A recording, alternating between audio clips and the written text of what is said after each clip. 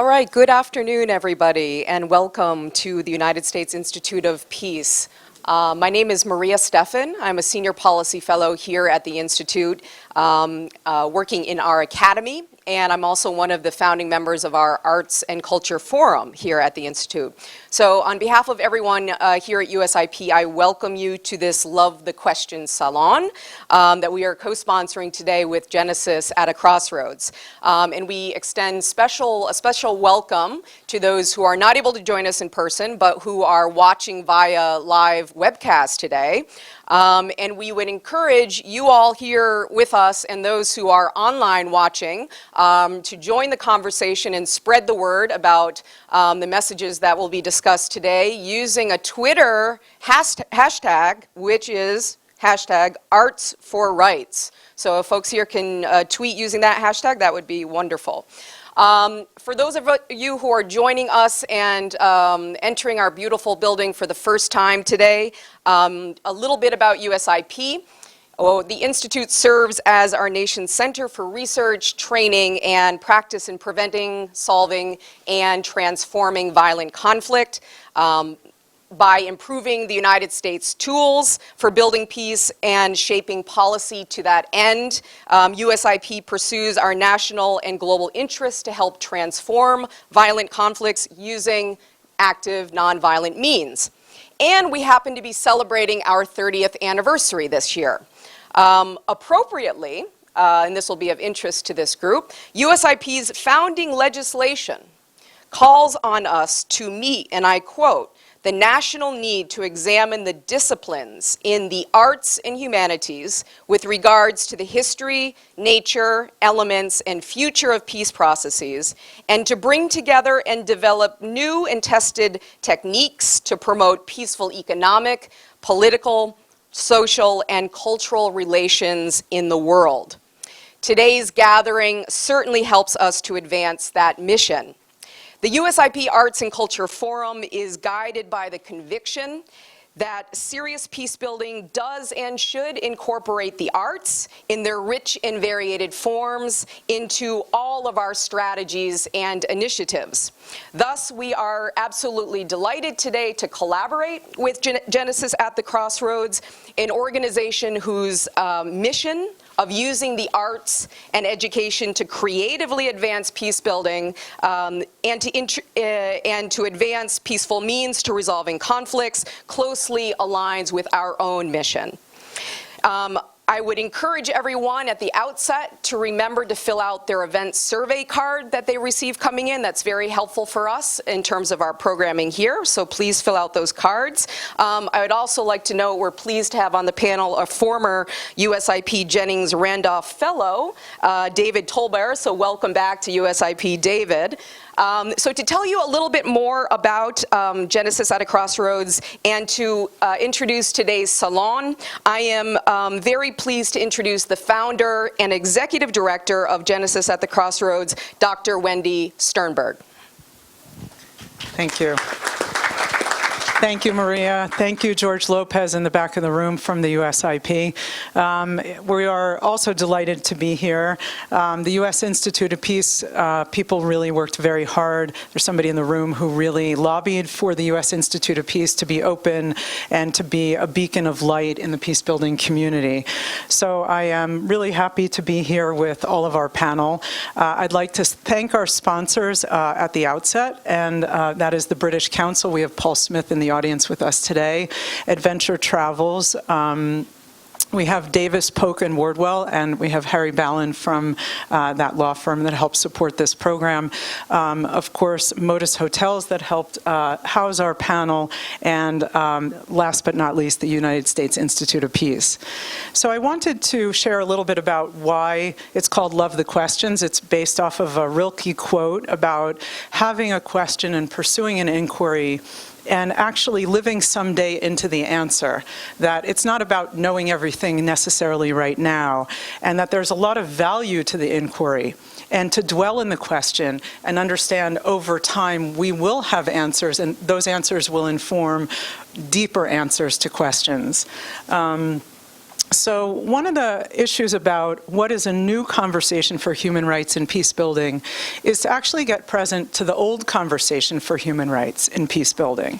So it's been very mired in a legal framework, and it's not that there's anything wrong with that. It's very important to have those things, and we're very fortunate to have David Tolbert with us. But it's also, where do those things fall short? What are the limitations of the legal framework? And when we open up that world and take a lens looking at human development, and we look at other such things as the arts, how do we actually then inform that conversation? When we look at human rights and we add heroes to the conversation, what happens to that conversation? So this is about a conversation, which means it's not just a panel sharing their perspectives and their ideas. You have their biographies in the program. It's actually having a conversation with the audience. And the power of this type of program that Genesis at the Crossroads has put together is to actually engage with you as an audience with the panel. So Genesis at the Crossroads, you have all the information in your program, but just to give you just a quick overview, we work in 3 different domains that are all integrated: in performance and artistic presentation, in arts integrated education, and also in arts-based humanitarian work. And why is art connected in all those 3 areas? They're not siloed, like I said, they're integrated, because arts create encounter, and people can have their political and religious backgrounds, their positions, their ideologies, and still with the arts, not just convene, but collaborate in the true sense of the word, come together, create new things together, and all of a sudden what is the other or the enemy starts to fall away, and it becomes human-to-human interaction. This is a slow process, and we think it can be added to the work of the diplomatic community as we start to look at the human-to-human enduring connections between people. So without further ado, I just want to run through who's next to me and go down the panel. Nigel Osborne is a foremost wonderful emeritus professor of music from the University of Edinburgh, who has been working all over the world in and out of conflict and post-conflict areas, looking at where music can play a role predominantly in the lives of children who are traumatized, but in adults as well. Now looking at a body of neuroscientific evidence to bolster what was already evident, but now have the scientific underpinning to actually see what's going on in the brains, in the neuroendocrine system, and how this can impact children, veterans, other people traumatized. So we welcome him. And next to him is Dr. Lynette Jackson, who's the University of Illinois Chicago professor from Chicago. And her career has looked at many different things related to refugees, their journeys, issues of displacement, deterritorialization, and looking at what is identity, what do people leave behind, what's the human toll for all of this displacement in the world, looking at gender issues and human rights in Africa, and also recently triumphed with work that helped with reforming the police system in Chicago and brutality and human rights. So we applaud the local global there. David Tolbert, who you heard about, is a policy fellow from here, and also a prosecutor in the International Criminal Court at The Hague, now the president of the International Center for Transitional Justice, looking at fragile states emerging from deep conflict without civil society. You can't just blink and go into a Supreme Court and a justice system and rule of law. You need to understand what fragility looks like and build civil society. And certainly last but not least, Alexandra Solomon, who's an award-winning radio journalist and producer with NPR's station in Chicago, WBEZ, and hosts a program called Worldview, and sometimes actually hosts the program even though she does all the content for it as well, and covered Nigeria, Moldova, 9/11, and some other really seminal events and conflicts in the world. So thank you very much and welcome. There's a reception for those of you that have a red dot on your name tag afterwards from 4 to 5, and we'll try and stick to the timetable. And if anybody has any questions, don't hesitate to ask us. The hashtag for Genesis is #, capital GATC, and can also be tweeted along with the United States Institute of Peace. And there's literature on a table outside, and I think those were all the things to remark on. Thank you very much and welcome. All right, so I'm just going to reiterate what Wendy said, which is we're going to start the conversation, but nobody wants to just listen to my questions for the next hour and a half. So I really do encourage everybody to join in. If you've got something you need to say, even as we get started, just raise a hand, and I will be sure to include you. And so I wanted to just start today thinking about a situation. Everybody's familiar with the 43 students who disappeared in Mexico in Guerrero State. And they're still missing, they haven't been found. And one of the things that has happened as these students continue to be missing is there's been a pretty vibrant response from the artistic community in Mexico, particularly the musicians. Mexico has a long history of kind of highly political artists and musicians. And people, Mexican Americans, Mexicans in Mexico have been uploading songs to YouTube. They've sung these songs in the streets. There's many have taken the corrido form, which is one of the traditional Mexican folk tunes that's sort of a narrative, dates back to the Mexican Revolution, where people tell the story of injustice. There was a father-son duo actually in Chicago. The father is from Guerrero State. His son is a very well-known musician, and the father wrote a corrido, and he said to his son, but you're the musician, you make it professional. They uploaded it to YouTube. It's gone viral. There's another very well-known Mexican group called Estocada, and they have a song called Lágrimas, which means tears. And there's the chorus, and I'm translated, but it's a good translation, is essentially, we don't want any more of the same lies with impunity. We can't wait any longer for the disappeared. And this song has become one of the kind of anthems of the movement, and there's a hashtag that everybody's been using, which is hashtag Ya me cansé. Basically, we're tired. We're tired of this.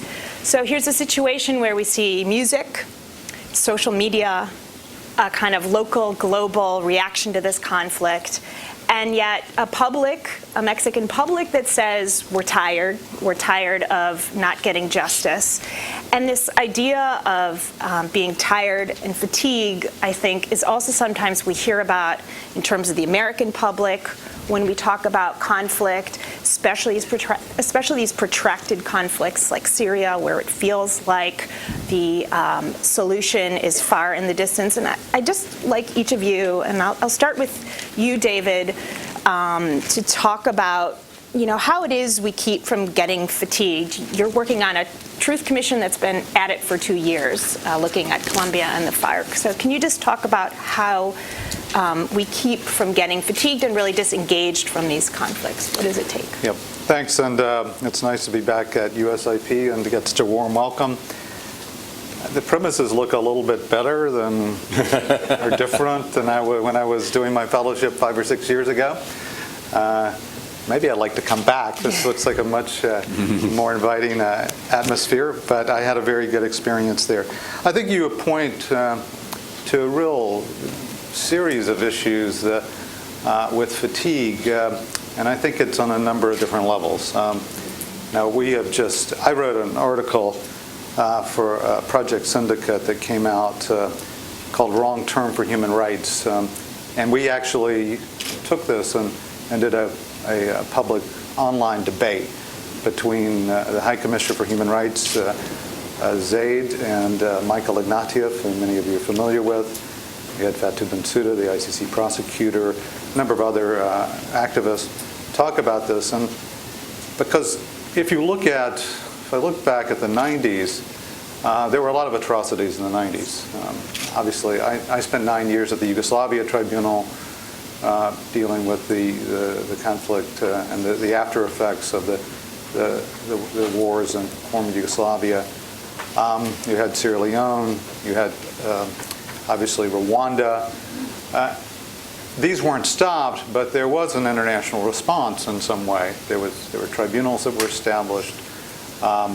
There were new measures, new mechanisms. It was a decade where you had 10 truth commissions that were established, in addition to reparations programs and so forth. And if you look at today, we have some very serious conflicts. Syria, you mentioned, but it's hardly limited to that. Sure. You want to talk about Mali, you want to look in a number of places in West Africa. You mentioned Mexico, et cetera, and we get very little response. There's very little response on the state level. That the ICC has been in existence now for 10 or 12 years. The response is very slow there. Syria doesn't, of course, fall within that jurisdiction, but there is both tremendous fatigue, I think, from states, but I think also from those in the media in particular. So how do we begin to respond to that? I don't think that anybody has, a simple answer, but to me, the question of accountability, the question of justice, the question of addressing these issues really has been driven and has to be driven again by what we call it civil society. What we at ICTJ actually like a broader concept, what we call active social forces, which is not just civil society groups. In some places, like in Tunisia, it's trade unions. In some countries, like in Latin America, and in certain parts of the Middle East, it's religious groups and so forth. So I think that the energy to deal with the fatigue of states and international organizations like the United Nations has to come from the civil society, active social forces-led process. And what you're seeing in Mexico, I think, is a good example. It may not be traditional civil society. It may be new actors. But I think if we're going to deal with some of the tremendous atrocities that are going around the world, we can't simply rely on states and international organizations to do the job. And so I think that we need to find a way to re-energize these civil society groups and drive the process. It was interesting, and I'll stop with this. I'm not sure what to do with this idea, but in our debate, Ari Nair, who has played such a seminal role on the question of accountability, he said what you need is a new Rome conference, mimicking the Rome conference of 1998, where the ICC was established. I don't think he meant by that, a revision of the statute. He meant to regain and reharness the energy that existed in Rome and leading up to Rome. I was in Rome, and there was more leading up to Rome, a tremendous amount of civil society activism. I think somehow or another we need to begin we're at the 30th anniversary of Nunca Más, never again. We need to see a much more active and vibrant approach from civil society actors, from a broader range of actors, I think the media as well, and try to turn the page on the fatigue and not let states off the hook, not let the UN off the hook. At the end of the day, this has to be a demand-driven process. Lynette, do you want to? I'll let you go. I'll let each of you go at the first question. Yeah. Well, I'm going to respond, I guess, in a personal way. As Wendy said, my work really looks at human rights issues both locally, domestically, and globally. And so I think that I'll look at two things that I'm focusing on. One has to do with migrants and refugees, and I do a lot of research relating to people who've been displaced, deterritorialized from their homes because of conflict, famine, persecution. And everyone is familiar with the African migrant boat that was recently capsized off the shore of Malta. And every week there's another case of 700, 300 African, and mostly African lives lost. And it can seem insurmountable and hopeless. And I think that if we look at the root causes of these kinds of crises, they are ongoing. It's not a simple thing. You have to look at this long process of converging sort of forces and factors. And so it can really seem, just too much, really, to grapple with. And so how do I deal with that and sort of avoid a sense of fatigue? And the way I do it in my research is through storytelling and really collecting people's stories. And it's through that I personally develop a sense of hopefulness. And some of it is because when you just see refugees or migrants on the news, right, and you don't hear their voices and you don't hear their stories, it just seems like, pure victimcy and something that's almost, impossible to resolve. But when you hear people's stories of survival, of strategizing, I've found that a lot of the people that I've interviewed are very cosmopolitan, multilingual, resilient. I think that really helps me not get fatigued because their sort of narratives tell another story. And so on that level, that's one way. I think on the other way, and my involvement with the Black Lives Matter movement, and Wendy said that I was one of the organizers or leaders of the movement. That's not the case. In Chicago, we recently had a successful movement that resulted in the passage of the Reparations Ordinance. And some of you have probably heard of that. John Burge was a police commander in Chicago in the 1970s and 80s who was responsible for torturing approximately 100, mostly African-American men, and torturing confessions. Many of these men are still in prison. The Reparations Ordinance that passed provides some form of reparations for these men. I mean, it's only about $100,000, but in addition to the sort of monetary amount, there's also going to be a torture justice memorial, education for 8th and 9th grade students, and also admission of the survivors and their families to community colleges. And so this is an example of how you fight fatigue through hope, by recognizing some of the small successes and some of them that may be primarily symbolic. I mean, certainly a lot of these men are still in prison. $100,000 is not going to do much. You can't repay people for 20 years of their lives that were lost, but still they create a sense of hopefulness. And also, and as David was saying, the power of civil society when it gets its mind to change things, the power of grassroots social movements. When people organize together.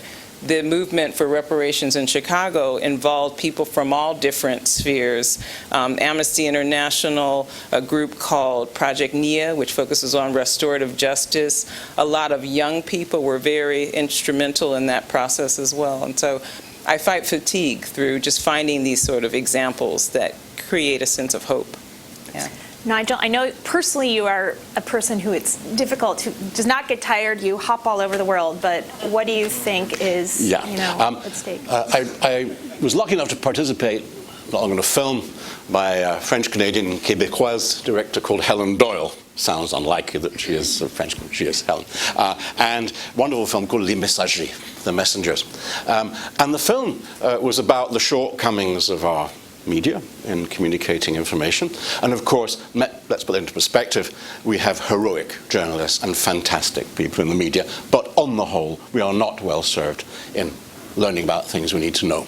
And her thesis, making the film, was actually the arts, communicative arts, music, theatre, literature, visual art, were the ways now in which information was being communicated. Not just factual information, but emotional information. One of the great dangers in our planet is a kind of evolving social political autism. Autism can be an ennobling thing in an individual. It can give great perceptions, great sense of detail, but for society it is disabling. And so creative arts are one way of sharing empathetic information. Not just this has happened to me, but how do I feel? And can I share that feeling somehow? Then I can begin to act. And there we begin my answer to your question. from understanding emotionally a problem. We're all motivated. We only act through emotion, I'm sorry, even when you think it has been created by a limbic impulse and a brainstem impulse. We think because we feel. And so we get people feeling, maybe we get them thinking and acting. Finally, it's energizing. Art creates and generates energy. It gives you energy. You don't get tired anymore. You revive. And also, it's durable. I end my contribution with a little story. I remember in 1999 working with children on the border of Albania and Kosovo, near Kukresh. And we just had another wave of refugees over the border, recently burnt out of their towns. I think they were from Jakova region, if I remember, Jakovica. And I remember working with some kids in this little tent, we were writing a song. Of course, I didn't want them to write a song about their great suffering. That's rubbish. I wanted to write a song about how they felt and where they were and so on. So it was, in a sense, a kind of, not a cheerful song, but a resilient little song. And they composed the music. I helped them on the words. And then they said, can we sing it to our parents?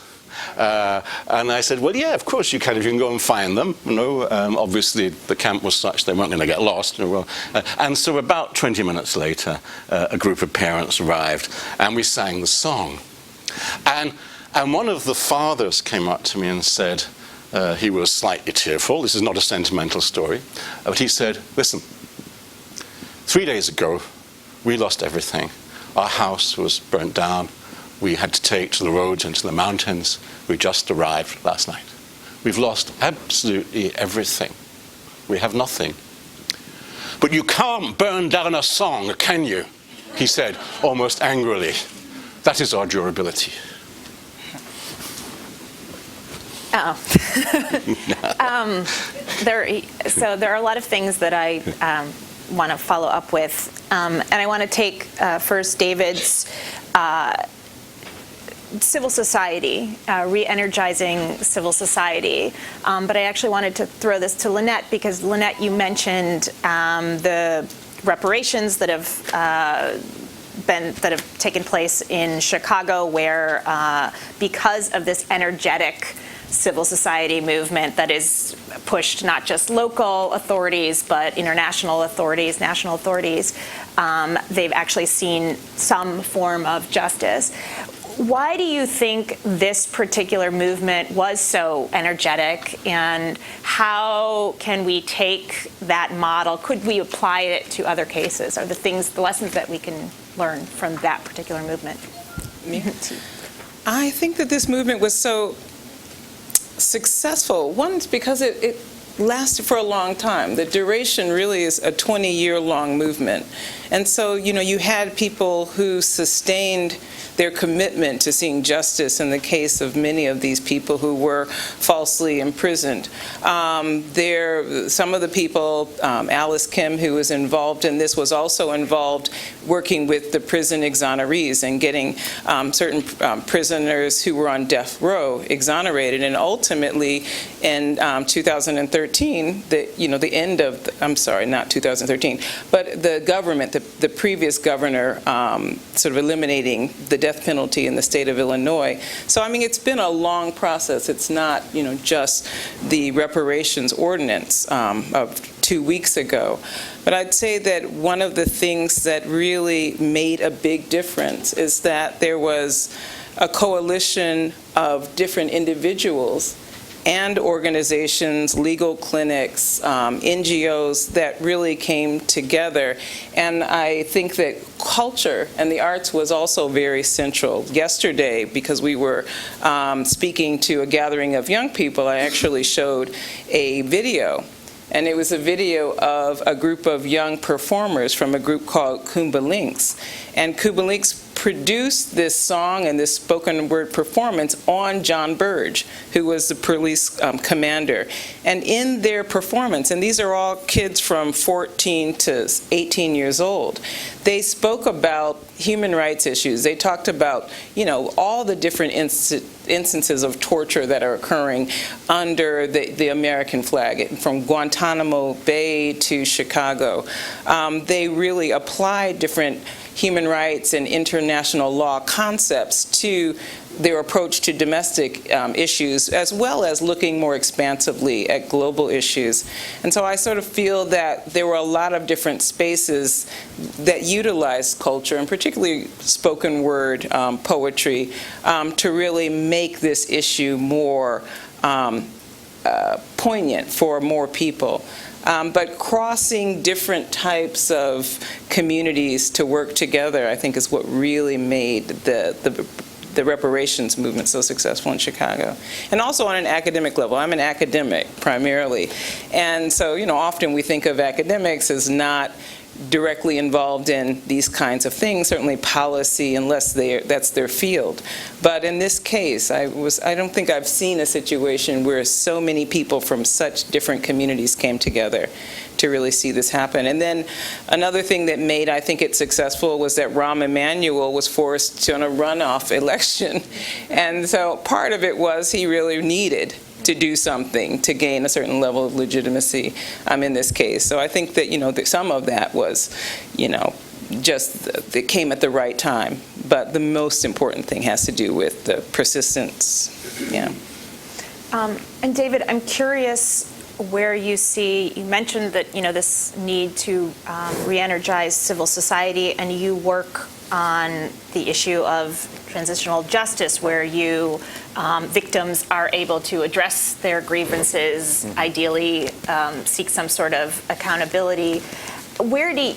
How important is it then, for example, and can you talk a little bit about the level of importance that, the acknowledgement, in the case of Mexico, we have these songs because people want some sort of acknowledgement from the government about what happened. Could you talk about the importance of acknowledgement in energizing the civil society?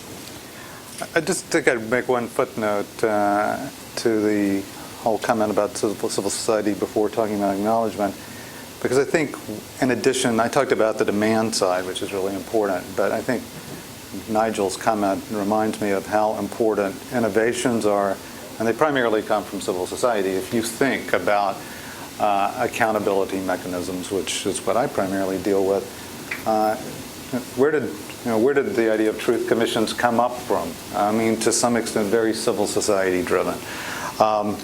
There are lots of ways of capturing evidence of mass abuses.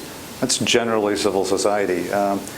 Interesting that I was at a conference recently and met someone who was putting cameras on trees in places where atrocities occur. That actually has a deterrent impact on the crimes happening to begin with. So I think it's important from a kind of demand-driven side, but there's so many innovations that come from civil society, and I think about when I was not in civil society like I am now, but it was a UN official, and even in a court, Eric Stover, and many of you know him, came to me and said, we really need to do something about it. You don't have victim participation at the Yugoslavia Tribunal, but you do have witnesses that come. What is the real impact on witnesses that come here? What is the experience they get out of that? That actually applies not just to an international court. It applies through other processes. What is their impact on reparations? What's the true impact? That was, for example, and we did a really interesting study, which I think still stands the test of time. You can find it online, or maybe USIP bookstore. Do you still have a bookstore? Anyway, it really informed me, because I was in charge. One of my areas of responsibility was witness protection, and actually informed me as a public official of what to do, how to make a better witness protection program, how to be more responsible to victims, because at the end of the day, we really have to be about the victims. Now, if I come to the question of acknowledgement, which I think is so central to our work and across the board with respect to human rights abuses, I think it is fundamental and is really the starting point. Because if you have mass crimes, mass abuses that go unacknowledged by the authorities, you will develop a long-term wound that's not healed. And this can be actually, I talk about transitional justice or these justice processes being intergenerational. Well, you can have the kind of reverse. You can have intergenerational revenge motives and so forth. And without acknowledgement, and there's a good example that we're talking about this week. Friday is the 100th anniversary. Anniversary is not the right word. The beginning of the Armenian genocide. That remains unacknowledged.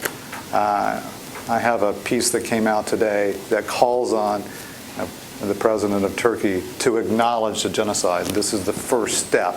Let's don't be cute about it and talk about the terrible things that happened in 1915. There was a genocide. 1.5 million people perished in that genocide, and that kind of acknowledgement is really a fundamental building block for a society that's going to be based on the rule of law, where trust in the state is established. Because otherwise, the state and the history of the country is based on a lie or a tissue of lies, because you don't acknowledge it. Now, in this country, we have a number of crimes that and abuses that aren't acknowledged. Obviously, the founding of the country was based, to some extent, on a genocide of Native Americans, African Americans, and the issue of slavery remains largely unacknowledged. You walk around Washington, D.C., and I know the Smithsonian Institute has now built a wing that addresses some of those issues, but you certainly see a lot more monuments to former Confederates or former slaveholders than I think you do to the issues of slavery and the issues of deep injustice. So I think there are a number of ways that acknowledgement can happen, but a public apology is an important element of it. Monuments, statues, recognition of these abuses is really critical. And when we talk about transitional justice, I think that acknowledgement and accountability are very linked. At the end of the day, by acknowledging, you are taking on a form of accountability, even if there's no one left to prosecute. And let's face it, many of the perpetrators will not be prosecuted. I spent 9 years at the Yugoslavia Tribunal. Many consider it the most successful international justice experiment or process. We prosecuted 121 individuals. In the former Yugoslavia, there were probably a couple of hundred more that were prosecuted. There were 10,000 perpetrators alone in Bosnia. There were 100,000 victims at least, 10,000 perpetrators. We have to think about how we address the roots of these issues. I believe these people should be prosecuted. I spent a lot of my career doing that. But we have to do more. And I think one of the keys, in addition to reform, in addition to wide accountability, which I would consider truth-telling exercises in criminal justice prosecutions, reparations, acknowledgement is really a key both for moving forward, and it has a reparative effect. And so I think we need to acknowledge the importance of acknowledgement.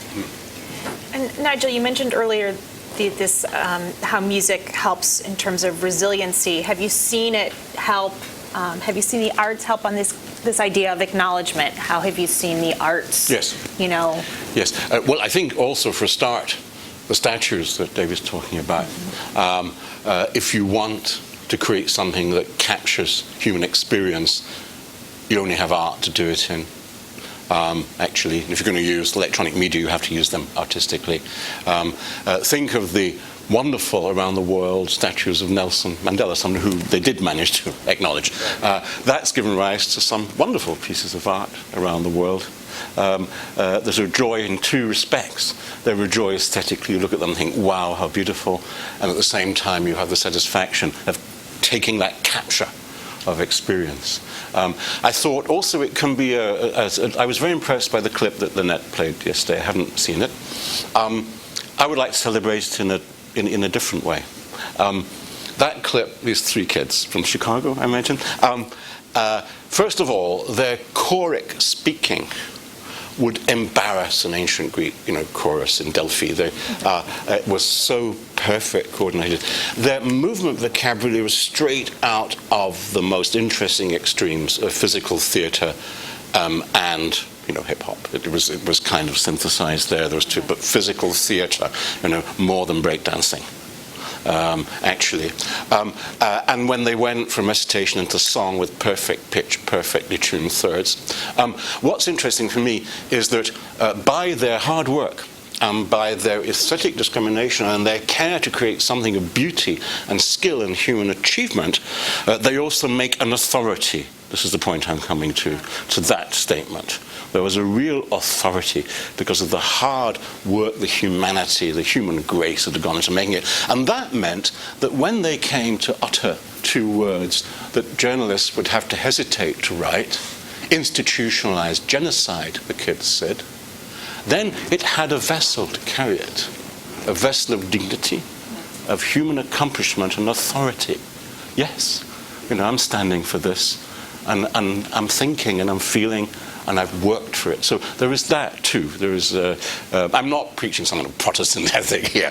It's not the work. It is the accomplishment. It is the human grace of making something beautiful as beautifully as you can, and then it can speak. I was on a panel with everybody yesterday where the media came up quite a bit, and you each mentioned it now. Lynette, you referred earlier to a lack of narrative stories in terms of knowing who these migrants are who try to cross the Mediterranean.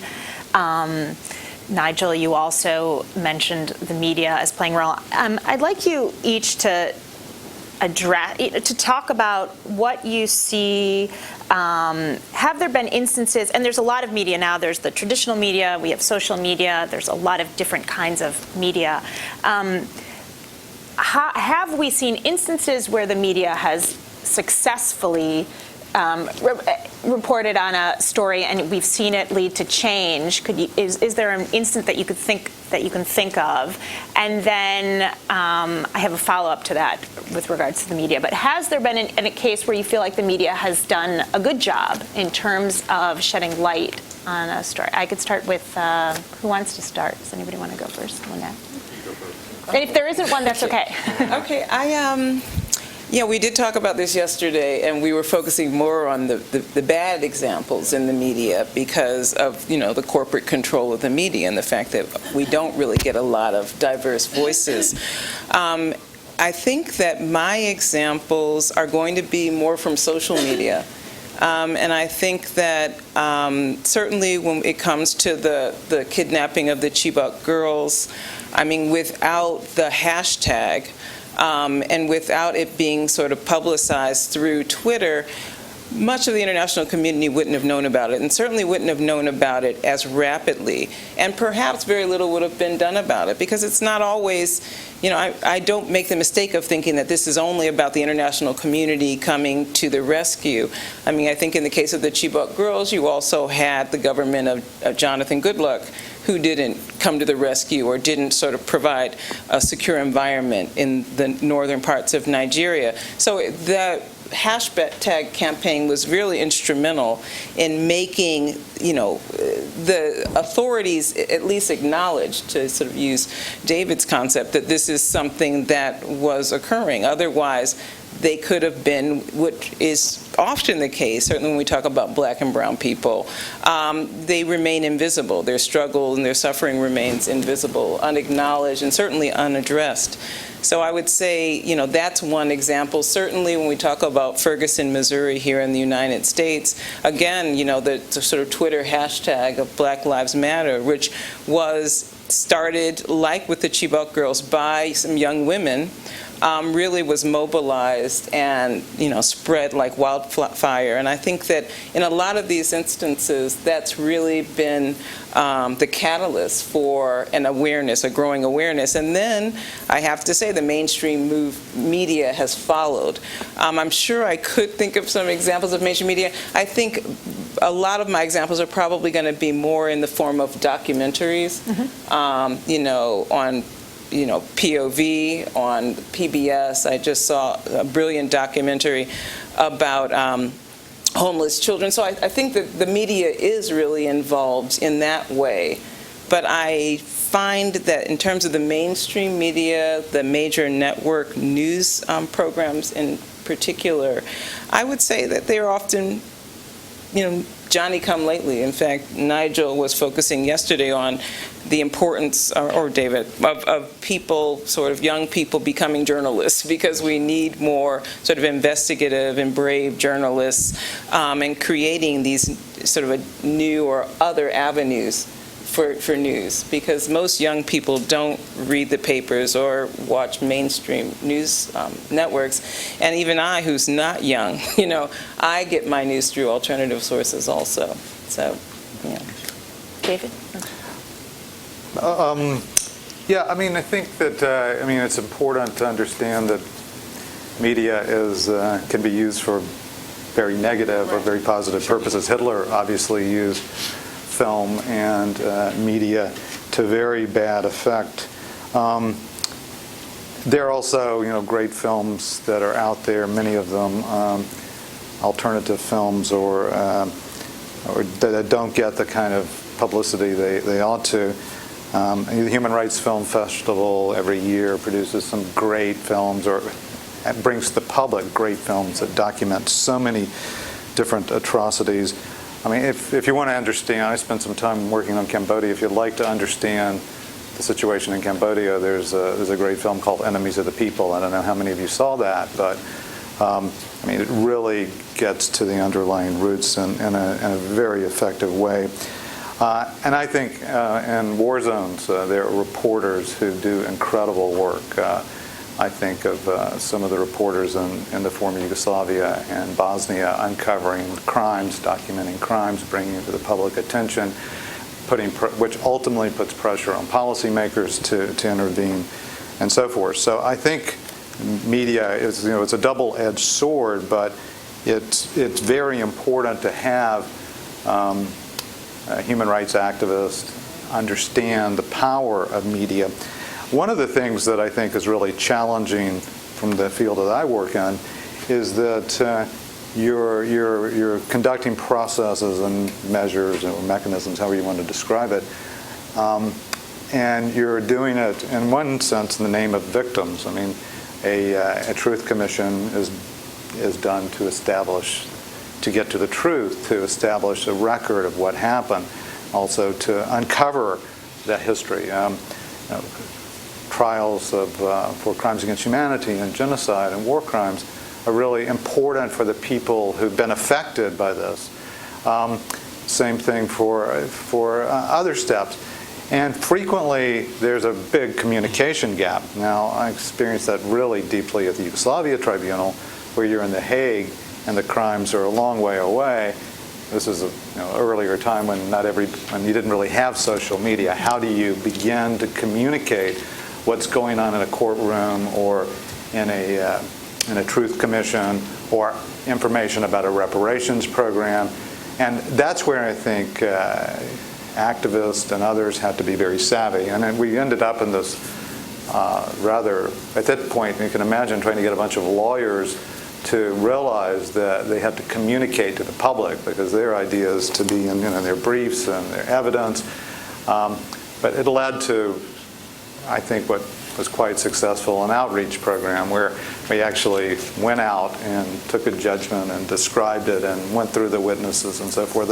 And the power of that, I can remember very distinctly going to Birch Cove, and the case was finished, and someone who called himself the Serb Adolf, so you can imagine the kind of crimes he was convicted of. He actually was so proud of it. He documented him blowing the brains out of people and photographed it and so forth. But showing how that process worked out in the courtroom, I think it also applies to a truth commission and so forth, was really powerful. And when the victims' names were read out, this form of acknowledgement, this form of vindication, they're sitting in the front row, and the power of that was so great. So I think that if we're human rights activists, need to understand let's don't just have the ones who are abusing media and these processes, using them. I think those who are looking for justice and supporting human rights need to be much more adept and savvy at it. Start with a few obvious things, forgive me. First of all is the corporate nature of the media and the pressure to sell news. And that has its inevitable effect of we move on from the latest hotspot, to the next. Why don't they divide it up between them? We flip channels, but no, they all go to the same place. The media circus travels and ignores the place that they were last. This is the worst. This is not always the case, but it's the worst case scenario. And secondly, that feeds another phenomenon, which I've seen in my time, is a kind of globule growing around the Western media. And it's probably done us more harm than anything else in the world. Much other parts of the world react badly to that. A globule of self-satisfaction, arrogance, we know the truth, we're the best, and we're all this kind of rubbish. And that, added to the fact of moving from place to place, therefore not being long enough to find out how wrong you were, or even get some idea of what people are really feeling or thinking, then we get a kind of a traveling circus of ignorance. Is what happens very often. And we really do have to be critical of that. I think we should be more vociferous about it and demanding more of our media. Seeing, for example, being assistant in the United Kingdom, the degeneration of the BBC has been so sad to watch in my lifetime. It was so much better. And then to give a little story of how these things come into collision. When I was working in Sarajevo during the siege, I had a very good friend, wonderful fellow Scot journalist, Alan Little. Wonderful man. Alan was one of the heroes, along with people like Ed Valiami, Maggie O'Kane, Gianni Di Stefani. There are a number of journalists who I would describe as being superheroes of truth and so on. Alan was one of those very much. But Alan's reports from the siege, half of them ended up on the cutting room floor. This was his editor back in Broadcasting House. Now, why was I, who shall remain nameless, but why was he doing this? This actually wasn't some secret little room in Broadcasting House that everybody imagines that our security services control the media. And they don't. This was self-censorship, by something, this might be a bit risky, this might not go down so well on the 6 o'clock news. Too much blood here, some brains on the pavement, we can't show that. And so all of that got cut away. So we were not informed of the cruelty of that situation. And then into the story is this, it's very interesting. Alan invited his editor to Sarajevo at the end of the war. And his editor had a minor nervous breakdown. Old-fashioned way of explaining some kind of psychological collapse. I said, Alan, I'm so sorry. Alan, I didn't know. Alan, this is terrible. And the guy saw that sitting in his office in London, trying to massage things to suit his cute little media organization, not to disturb anybody's breakfast too much, had taken the truth that people needed to know. Had people known the truth of the siege of Sarajevo, we would have ended that war much earlier. For sure, had people seen the truth that David knows about, we as artists and human rights activists were trying to stop it, but my God, the public would have been on the streets had they seen half of what we saw, and it was taken away. So these are the things that we have to deal with our media. We have to be much more critical and have much more ambition for our media, I think. The Death of Yugoslavia, of course, is a brilliant book, Alan. Brilliantly done between Alan and Laura Silberg. Exactly. Yeah. Great films. Yeah. You all mentioned sort of this importance of information and a kind of quality, truth in this case, accurate information, Lynette, more in-depth information, the spread of information via social media. And I just want to sort of take that and thinking about that, I'd like to know what you all think about the role of young people. One of the interesting things about the reparations in Chicago is this requirement that students be taught, students in the public schools, at least in the city of Chicago where these particular atrocities took place, be taught about what happened under in the John Burge years.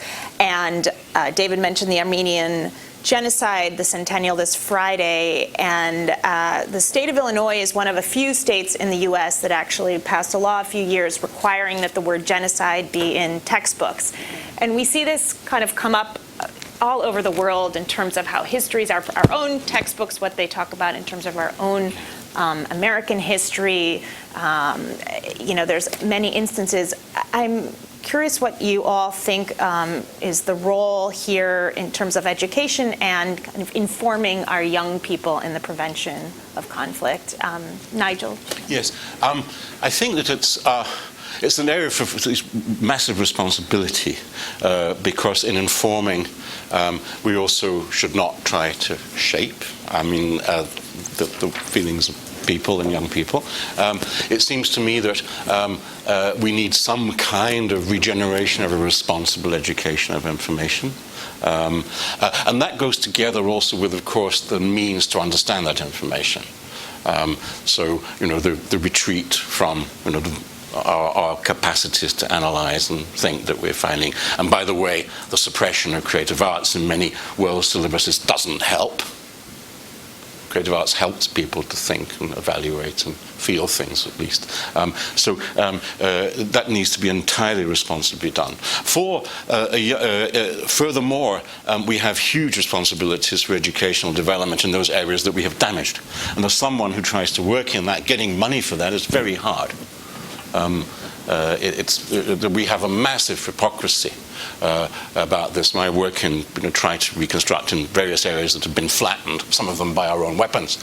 My God, is it difficult to get any money. The program I'm doing in Syria, for example, is being funded by a refugee from Goldman Sachs, a great friend of mine, a man who made a lot of money and decided that there were things he should do in the world with it. No, I have no institutional support for anything I do in educational development in post-conflict zones, not a dime from any governmental or any other agency. Occasionally, in Bosnia, the British Council, thank you very much, helped us at various stages, but we've had practically nothing. So we need to be looking very carefully at how we look at educational development and are facilitating the places that we've destroyed. Or been party to. It seems to me that also for young people we have a huge putting the winds in the sail of the little boat exercise. We have bred too much fatalism and cynicism. My generation is responsible for that. This is unacceptable. The role of our generation is to give hope and dynamic and to say, yes, you can change it, for Christ's sake, you can change it. You can. Absolutely. You may have to work hard, but you can do it. And so the empowering of people to know and the regenerating of a civil society. One of the problems of civil society, I know I'm covering a few things up. It got confused with the neoliberal expansion of the NGO. As the state retreated in neoliberal economics, then things were put into that, but the NGO or the private initiative. It didn't always work, and it actually hijacked a space that had been civil society. So we were much more effective pre the neoliberal recolonization phase before. I worked with the Velvet Revolution, I worked with Solidarity in Poland. We were much better before we were NGOized. We've got to be very conscious that took away some of the potential to change. So we've got a great deal of revaluing to think about this through education for empowering young people. Sorry I confused too many things. Lynette, you work with... For me, as an educator, I think that what's really important is addressing the silences. Certainly when we talk about human rights, one of the students yesterday talked about how she wondered why there was so much attention to the horrible massacre at the Charlie Hebdo and the protests and the marches and heads of states, and just a lot of international attention was directed at that tragedy, whereas when it comes to the Ethiopian Christians who were just massacred a few days ago, or certainly the situation in Garissa got quite a bit of attention. But you know what I mean. Often there are a lot of silences, or anything that happens to Palestinian people. There's just media silence, and we don't hear about it. And in some instances, as an academic, there's even certain censorship if things don't comport with a dominant discourse. We mentioned yesterday that, the United States focuses on human rights abuses some places and not other places. And a lot of this, certainly during the Cold War, it had a lot to do with our Cold War interests, right? Refugees were recognized if they were fleeing communism, but not if they were fleeing, dictatorships that perhaps the United States supported, right? They were called economic migrants. So the selectivity of often the way that these dominant discourses roll. I mean, I feel like as an academic or as an educator in general, our role is to respond to some of those silences, but also teach young people a certain kind of media literacy, so that they can look critically at these media sort of representations, look between the margins. And I'm not picking on the media. I want to make it very clear, because media is very diverse, and we all know that. There's so much that I do read, so I don't want to make it sound like all I do is look at social media. But, we have a lot of choices, so we can be selective. But in general, I think that what gets out there and what is most publicized and most vocal is really just a narrow piece of the world and human experience. And so I see that there are a lot of silences that we can either, reinforce or interrupt. And I would say that, for me, is one of the main things I try to do as an educator. Yeah. David, I know you don't work directly with young people. Well, I've got two comments. One along the line of education, which we do some on, and then one that we haven't addressed. That's the child soldier phenomenon when we talk about young people, which is a lot more complicated than is portrayed in the media. And I had the privilege of making a presentation to the UN Security Council on this, and I think that the idea that youth are one-dimensional is just as false as a lot of other ideas. And you have some very complicated cases with the child soldier phenomenon. Obviously, if a child is 9, that's one situation. If a child is 15 and a half, that's a very different situation. And we try to treat them all the same. I'm not advocating, of course, for criminal responsibility until the statutory age, but to simply put all those under 16 in the same lump is, I think, counterproductive. So we really have to look at the question of agency. We have to look at the question of what's the level of responsibility, because the way you interact with that responsibility is going to be quite different, I think, between a 15-and-a-half-year-old and a 9-year-old. So I think and I think we see this a lot in our field, a kind of reductionism about difficult and challenging issues, and we reduce it and simply say, oh, well, anybody under this age is going to be treated that way. That's actually a prescription for problems down the road, because if there's no kind of responsibility whatsoever, what is that 15-and-a-half-year-old going to be like at 25? So I think there's some pretty serious questions there that I don't think that have been tackled quite appropriately. And need a lot more study, and I think places like USIP could contribute to this discussion. We've been working on some of these issues with USIP. I think on the role of education, I think it's really a critical aspect. Now, I grew up in the South. I started my life in segregated schools. You wouldn't believe what were in the textbooks in those days. I mean, it was incredible stuff. I mean, it would be banned now, and rightly so. Even a couple of years after integration started, I can remember looking at textbooks and thinking, how could they possibly say this? And so the role of education and educators vis-a-vis youth and children is really important. Tom Bergenthal, who many of you know, and who's has such an incredible story himself, surviving Auschwitz and then the International Court of Justice. He's underlined to me and in a lot of forums, he thinks education around human rights is critical. And I wonder how many 18-year-olds or 21 or 45-year-olds or even people my age, if you ask them in the U.S. and a lot of other places, what is the Convention of Human Rights?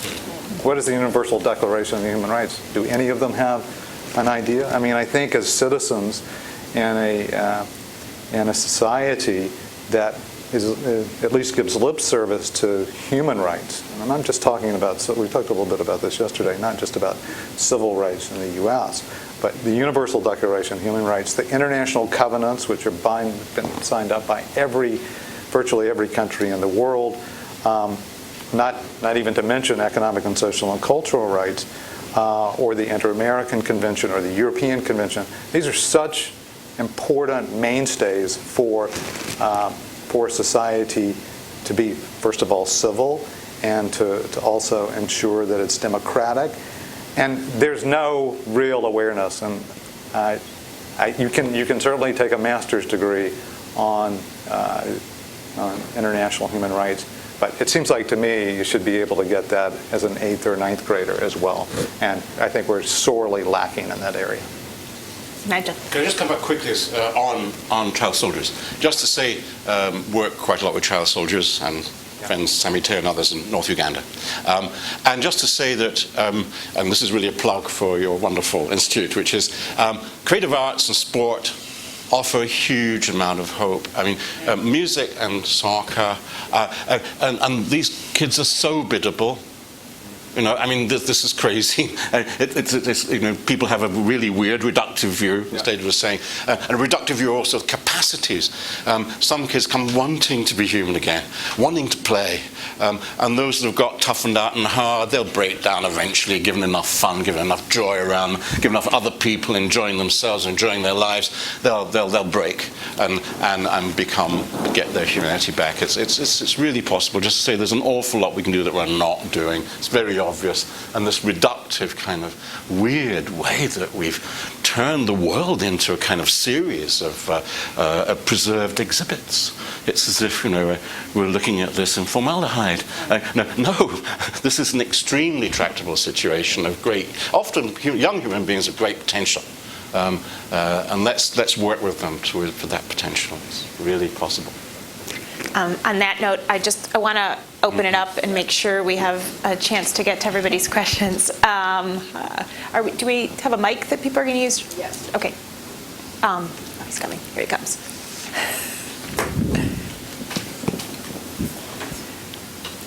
We could just start with the gentleman there in the corner.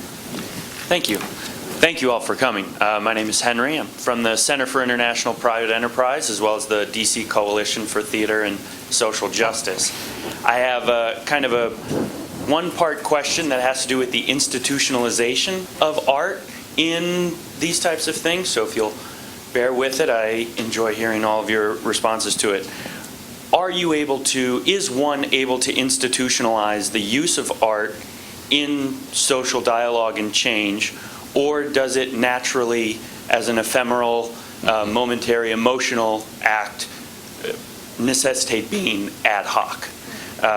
Are there specific good examples you've seen of the institutionalization of art in not just peacemaking in crisis situations, but also ongoing democracy, peace maintaining, and social dialogue? Specifically through the lens of interactive theater would be great from my perspective, but I know all of us are here for a wide variety of art, but Theater of the Oppressed, Forum Theater. And then right now we're in a very traditional DC setting of panel and audience. As this is also discussing art, what might you do with the group here that might make this a little more expressive? Mm-hmm. Nigel. Yes. Great. Shall I start? Nigel, take it first. Yes. Yeah. Well, especially the group part, right? On the first question, do we institutionalize it or does it happen naturally? And I'm ramping out of this both, of course. Art inside is like a river passing through, a place where people live. You can go down to the river to drink, but sometimes it may be far. Sometimes it may not be flowing in the right way, so we actually transport the water. We create aqueducts. And so, in other words, the natural lifeblood or natural flowing water of art we have to carry. Sometimes we have to carry it to people. So it is a mixture of what is. And the best thing happens when they come together, which is why, for example, in my work, I always try to work with local NGOs and companies and try and work from what people are doing and not, I mean, also with great care, because the role of the foreigner is really critical here, is not in any way to interfere, but to be offering support where it's requested. And what people usually want most of me is, are we doing it as well as we can do by international standards? And I can probably help in some way from that point of view. So yes to both of those. In terms of theatre, it seems to me extremely powerful. I use it the whole time. Theatre is a way of our enacting our lives so that we can look at it. And also where we can actually try and feel how other people feel. We can role play as well. There's a whole series of things that happen. I mean, I have some very extreme experiences of this. I don't know if... can I tell you one experience? Yeah. I was... it's actually a ghost story, kind of. I was... working in Kosovo, we got some of our refugees back, and we had what were called transitional camps. And I was doing a piece of music theatre with a group of them. And it was decided they wanted to do it, to make a piece of theatre. It was a hotel. And who was in this hotel? Well, Bill Clinton was in the hotel. And then, so they decided who was there. And then they decided that there was actually a spider in the basement. So I said, well, who's going to be the spider? And they said, you. Okay. So far, so good. Anyway, they start dressing me up. And I then, as a spider, and then I get a little alarm when the black balaclava goes over my head. Because, of course, I've become a paramilitary. And then the guy who's playing the caretaker of the hotel goes and arms himself in the workshop with very sharp instruments. So we start life in the hotel, the performance begins, and I kind of move around as the spiders do. And then the caretaker comes after me and takes the most sharp brand oil and sticks it in my throat. And so I have, this is what theatre's about. now you have to, and so I had to make the decision, okay, am I going to run away from this and preserve my life, or will I take the risk that he'll burst my windpipe artery? And I thought, well, I'll see what happens. I've come so far. I can't run away from this. I cannot. This is theatre. This is real. Anyway, he presses, and just at the point where I think he would have done me terminal damage, he stops. And so I then roll over and pretend to die. And he comes up and sees that I'm all right as part of the performance. So, of course, this had become very close to the bone. He was, taking revenge through me on the people that had molested his family and so on. So it gets that close to the bone as a truth and therapeutic thing. However, the ghost story is this. Do you want to hear this? I'm a very scientific person. I'm not at all superstitious, but I was at that time living in Germany. I was a guest professor in Hanover, and I was staying in a place with a very great musician called David Wilde, who'd allowed me to stay in his house. And I got back from Kosovo, ready to carry on with my teaching duties. And David said, how was it? I said, fine, it was okay.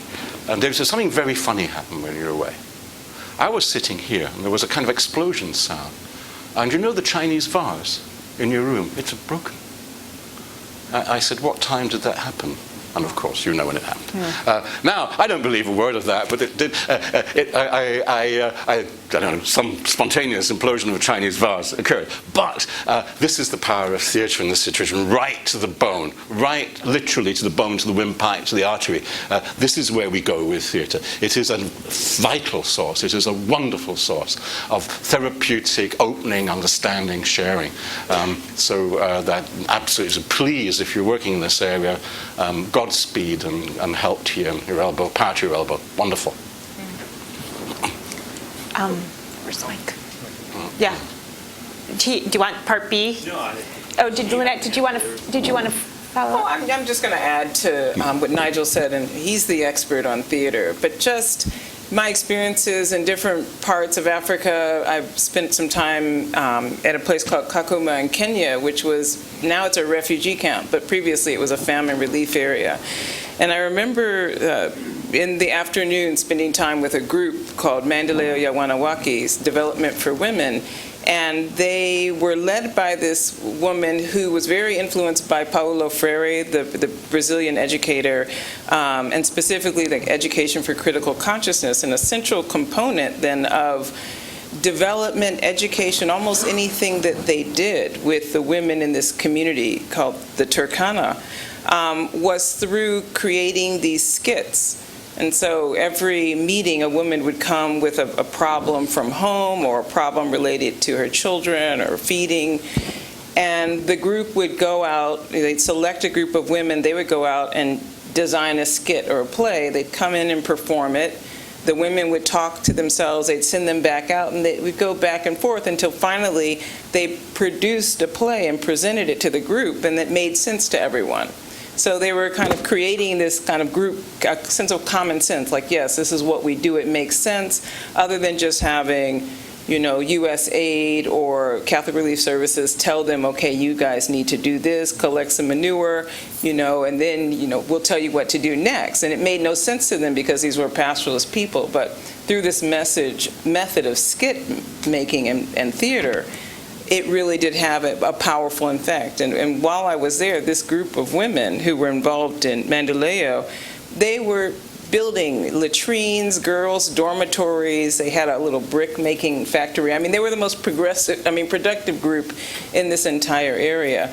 And through, I remember in Zimbabwe in the 80s and 90s, community theater was very central in sort of HIV/AIDS education, and then in kind of as an extension of that, education around sexual and gender-based violence. And so I just found a way in which this kind of theater, whether it's theater of the oppressed or more kind of community-based theaters, really proliferated and became very central as a method of educating, but also organizing for development and things like that. So, yeah, 30 seconds. I can't top any of that, but I'm going to have to do this because when I was going to be on this panel, I told the staff to find a good example for me, and we do have one good example. There may be more, and of course, plays and art is not my specialty. But in Afghanistan, where there's no space really for any kind of transitional justice measure. I mean, there's a collection of evidence, but you're not going to have a truth commission. You're clearly not going to have any impunity reigns in Afghanistan. We did some work with a number of civil society groups, and they actually put plays together or theater together which addressed the history of Afghanistan and the abuses that had occurred and told that story. And we assisted a bit, but I actually saw the play. They put it on in New York. They did it in Afghan or other languages, and the subtitles weren't great, but one could certainly get the sense that here is a place where there's no space for justice in the way we usually see it. But there was a space for this kind of conversation and dialogue around the terrible things that had happened in Afghanistan, and not just in the present period, but over a long period. And it gives a bit of, it gives a bit of hope and space that those kind of civil society actors are wrestling with that story and wrestling with the past in a way that hopefully will lead down the road to something more in the future. So even, I stayed a lawyer like myself, working in an organization that's really focused much more on judicial and related processes. We see the importance of things like theater and actually have worked with them in a number of contexts. Yes, there's people, there's this gentleman, another one in the front. We'll just kind of move back. Thank you so much. I'm a member for UNESCO Task Force for since 2000 to document local tradition, culture, music, dance, and so on. I would like to give a witness first. A member of my family, the last 3 weeks of last year, spent in a refugee camp in Iraq, one of the largest one. So he stayed there day and night teaching music, teaching yoga, and then engaging. And some interesting feedback. Some of them were singing, children included, the songs of their lands they probably left forever and so on. So this was a spontaneous and no professionalism. He's professional in music. But also with National Geographic Initiative providing camera for children to take pictures every day. Or every day, as many with a professional camera and organized by a professional photograph on this. So the feedback was overwhelming. Families, children, and so on. So back from Iraq, we heard that from this refugee camp, close to 50% of the children are unschooled. And when you see the documentary about it, it's as a parent, you're not the same anymore. I mean, beautiful children and the parents committed, and to see them, they don't know what to do with their time. Then, at the same time, we heard that United Nations launched initiative, and former Prime Minister Gordon Brown is in charge of education. So then figures came back to us, including last week at the World Bank and IMF annual meetings, 500 unschooled children. The government of Lebanon has to do something. They're committed. The government of Canada committed $10 million and so on. But the needs are huge. And there's a security problem and risk for all of us, because those unschooled children are recruited by you know who and what they do with it. So and we heard the same thing about Nigeria last week at the World Bank.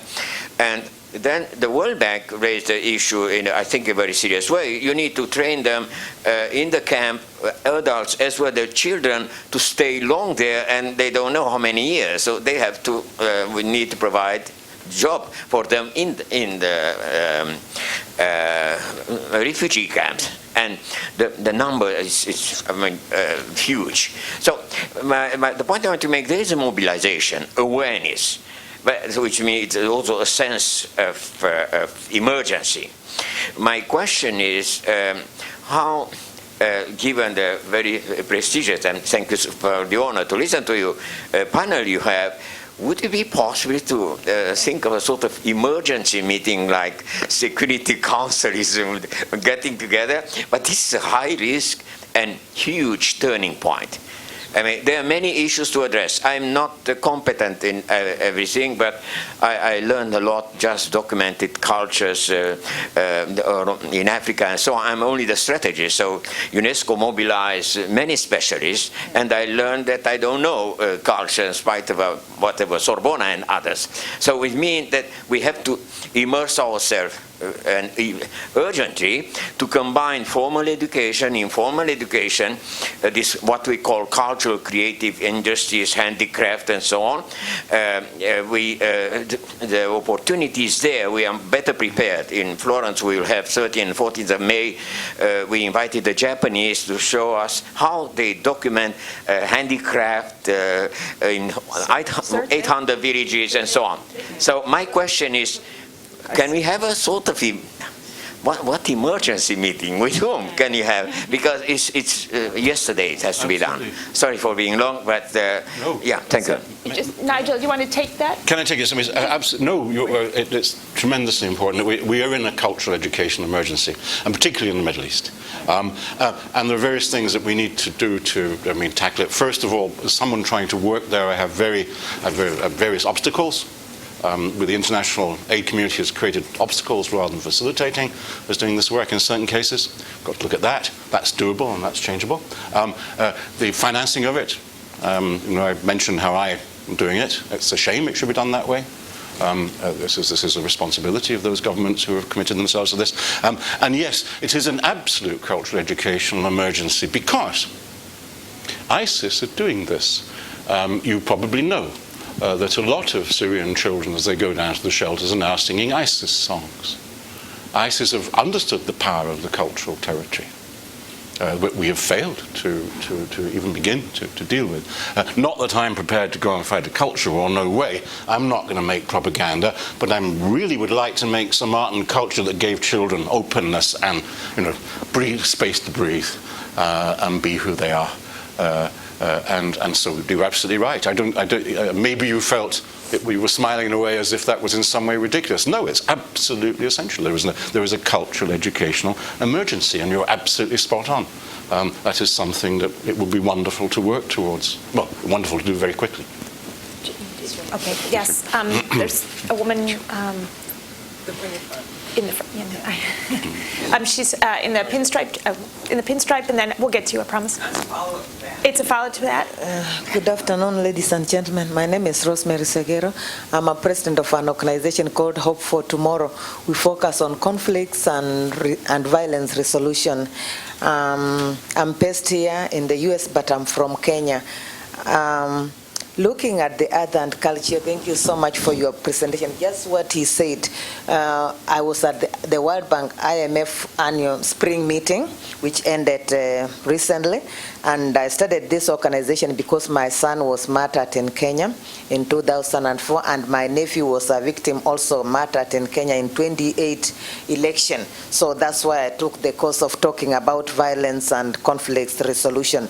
At the IMF annual spring meeting, I talked to Director Lagat about the refugee camps. The refugee camps, I think you have gone there. You see how these people stay. And this happened because of political conflicts or tribal conflicts, and they ended up in the refugee camps where they stay in a terrible, terrible situation.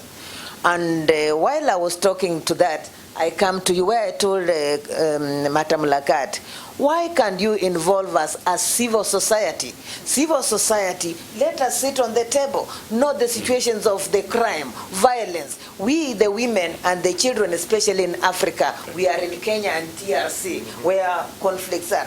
Women and children are the victims of violence.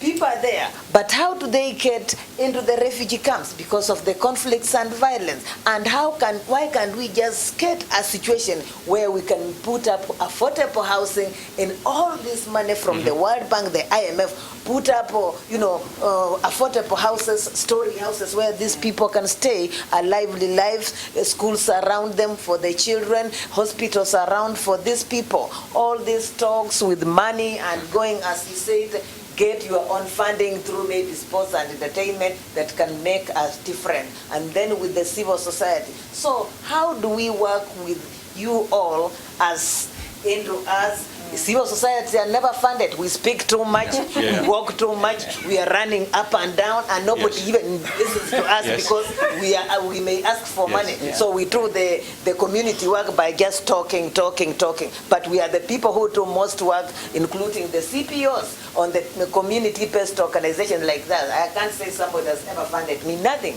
But I'm everywhere talking about conflicts and violence. So thank you so much for your presentation, and let's see how we can work. And even I met the president of Economic Forum, and we talked the same when he visited the World Bank in 2013 at the World Bank. So thank you so much, and let's come up with a solution on this, especially with the refugee and the children and the women. Thank you. Thank you.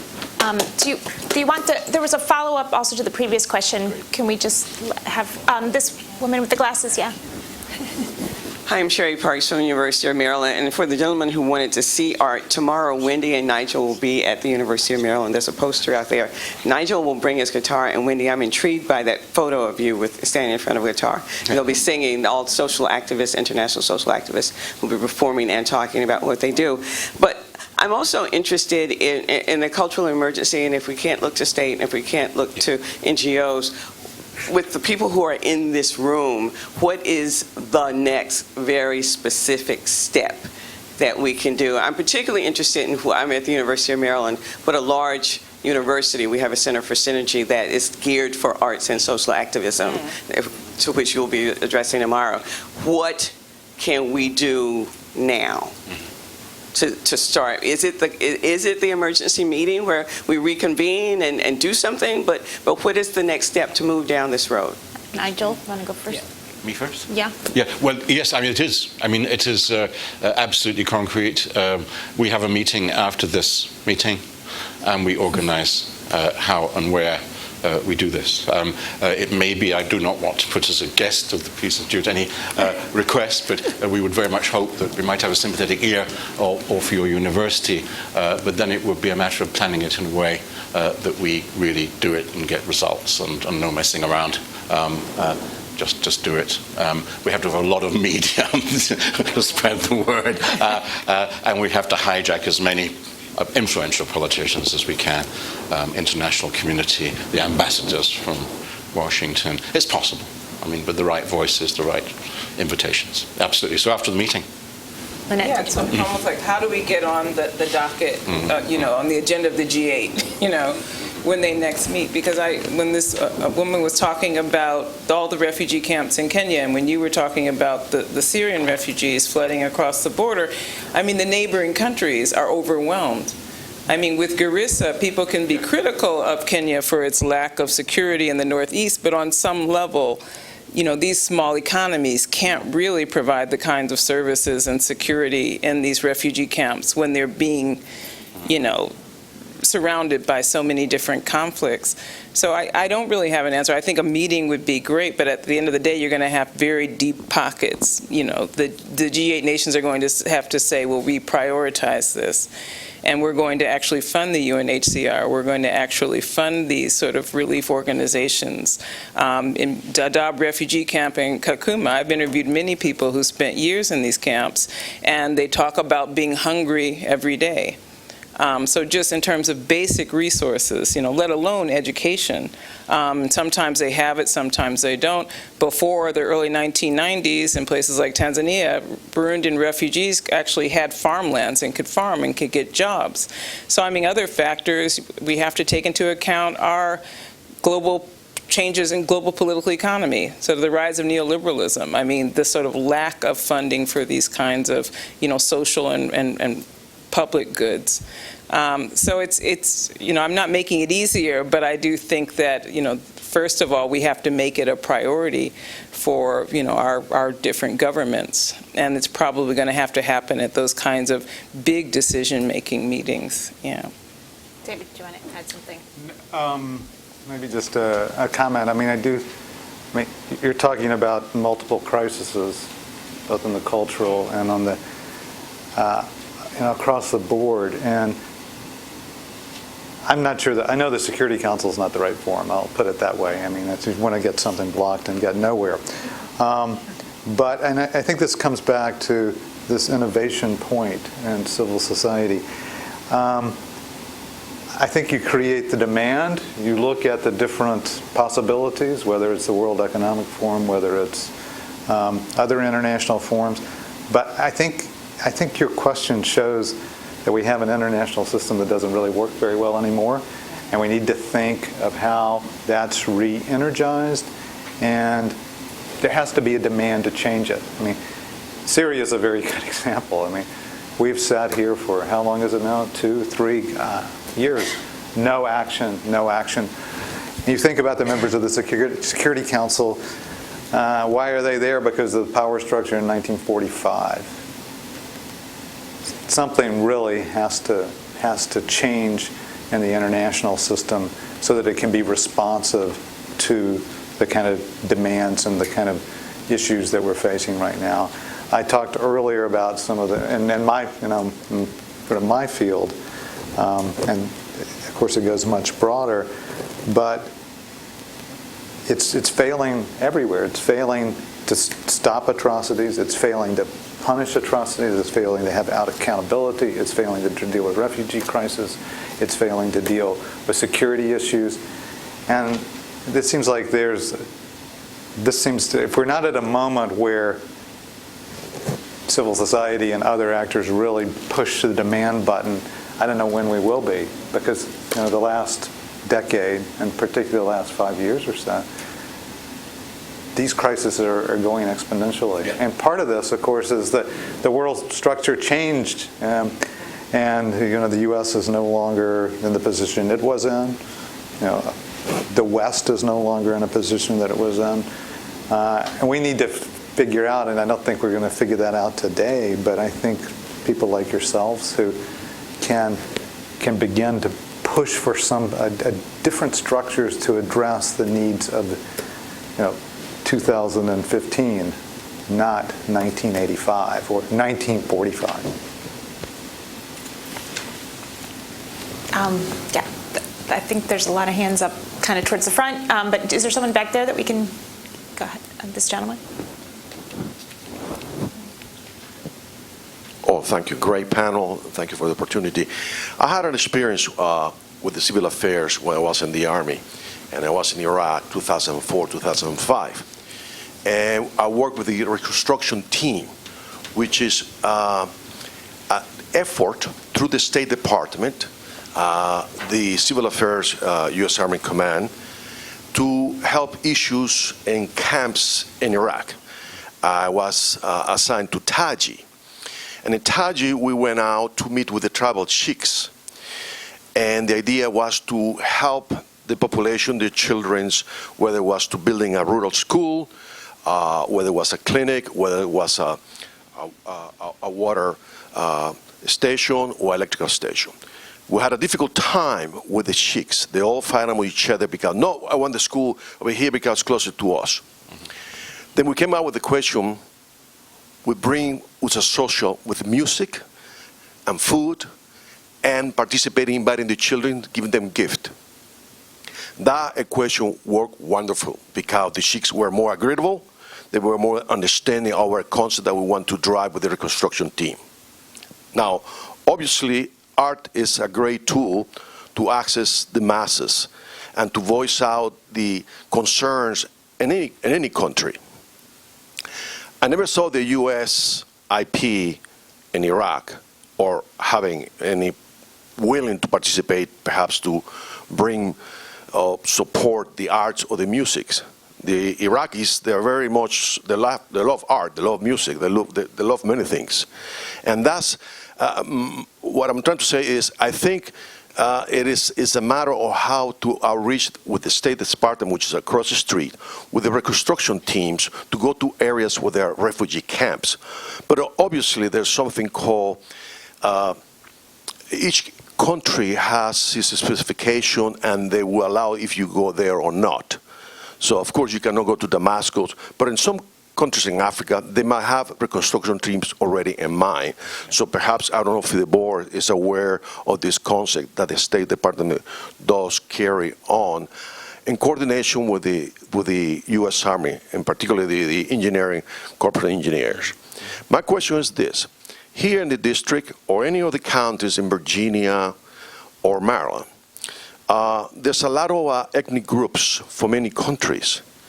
And I haven't seen yet how the U.S. IP here in the United States have tried to bring the cause or to voice out the concerns of those groups. Perhaps, like you say, there's a group in Mexico with a great song, Las Lágrimas. Well, how about to bring that group here and have it play in a free, no-cost concert, maybe in D.C., or maybe in Los Angeles, or maybe in Chicago. So it's actually a program from the U.S. IP to promote the music for a cause.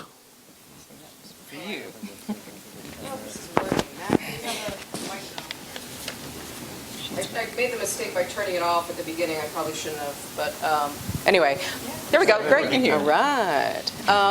So USIP for Iraq. I don't know that we've supported musical activities specifically, but we have been supporting for the past few years a very creative, interactive radio show targeting youth and empowering Iraqi youth peace builders called Salam al-Shab.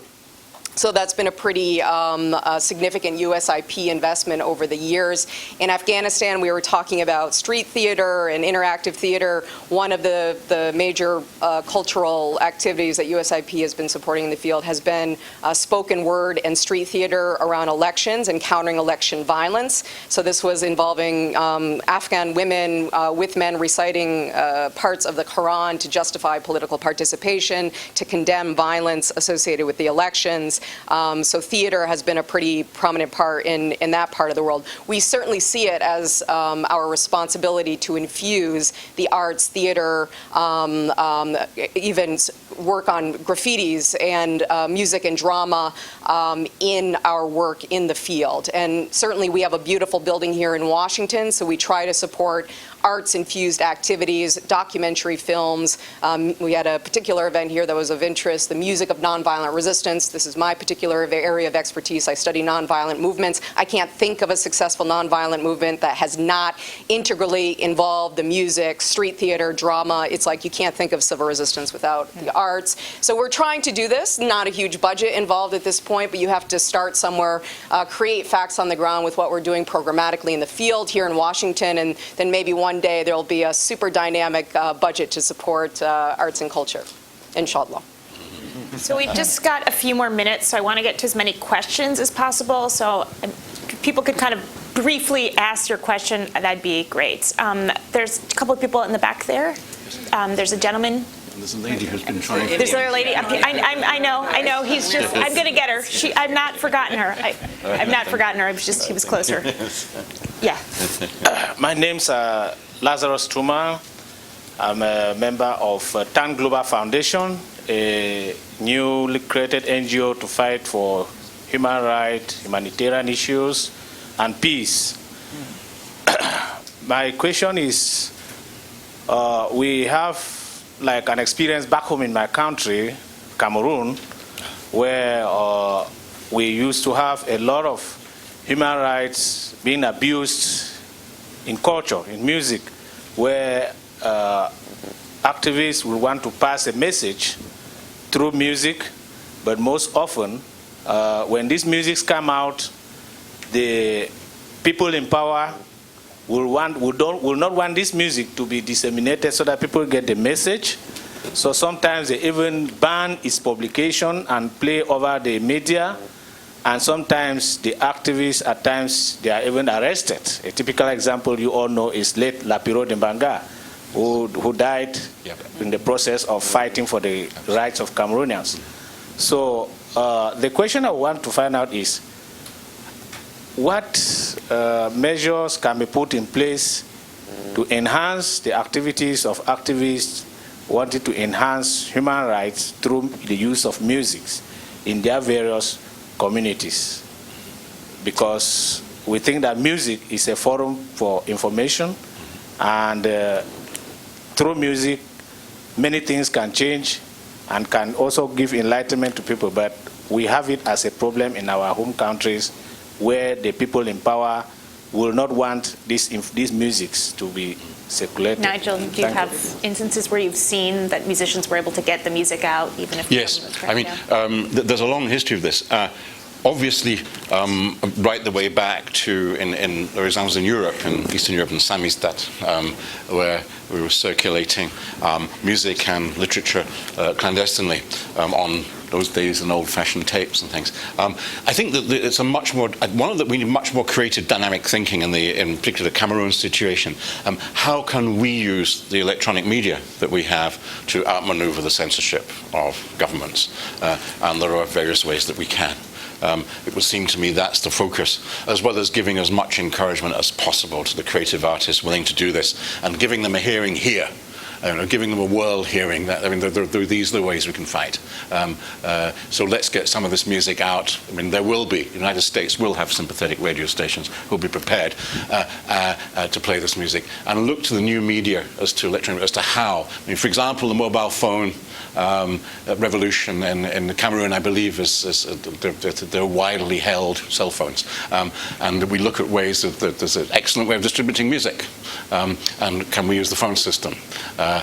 Things of that kind to look at ways of fighting fighting, yes, it's a well worthwhile struggle. But first of all, encouraging. Get some of this stuff here. I'm sure you have some copies with you. Get it to some of the media stations. So get them to play it. Then you can tell the guys back home, by the way, you've been on American radio. And so this is street fighting, but it always works. So yes, let's just do it. She's got the mic, and then there's a woman here who we want to get to. Is that okay? Hi. Is that okay? My name is Sue Dorfman. I'm a media strategist and film promoter for the Human Rights Watch Film Festival back in the day, as well as a human rights educator.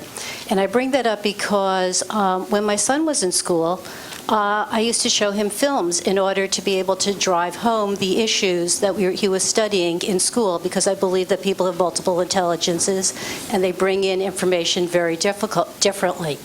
I was able, with a team of other parents, to be able to bring in programs into the schools in order to talk about race and class and diversity and international issues and voting rights and the rest of it. And I believe that just about anybody in this room that has a kid in school can go into their schools in some ways in order to bring programs in. One of the interesting things that I found was that the classes that came in were not only just the social studies classes, but they were the classes for foreign languages, because they would use the films in order to talk about the issues. They would be bringing in the math classes where they'd talk about the statistics of it. So that I think that we all have the capacity to bring in the programs that address the arts into the school systems for the young people. My question for you is, if that is the case, what organizations, in addition to something like Facing History or Not in Our Town or the Speak Truth to Power from the Robert F. Kennedy Center, but what other programs would you recommend that people use as resources in order to bring in some of these issues? Lynette? A lot of the organizations that I'm thinking about right now are local. I'm Chicago, so I'm trying to, and certainly Facing History is one that I would have thought of, that's a national organization. Let me think about it, let them talk, and maybe I'll come up with something. Yeah. Nigel, do you have any recommendations? Otherwise, you can think about it and maybe get back. I don't know the situation in the United States well enough.